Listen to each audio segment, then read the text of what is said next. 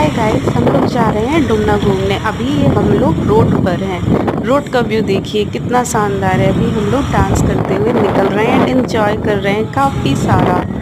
यहाँ से हम लोग का निकलना हो रहा है। ये देखिए कितनी हरियाली है गाइस आसपास, कितना प्यारा मौसम है। और अभी पता है आपको बारिश भी हाय हो गाइस, चुकी है, ये इसके है कारण डुमना मौसम नेचर प्यारा पार्क है। और ये मेरी friend Geeta. Geeta hello. Hello. और ये देखिए आप गाइस, और यहाँ से देखते चलिए, ये रोडें हैं यहाँ की। और यहाँ पे देखिए ये कितनी सारी बारिश हो रखी है। एंड मी, और ये मेरे कुछ फ्रेंड है, चिंकू टिंकू। इधर आओ गीगू,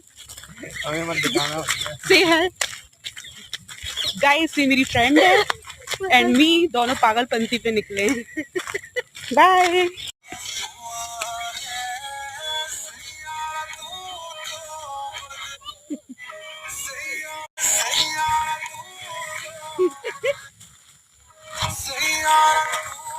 फिर से हाय गाइस।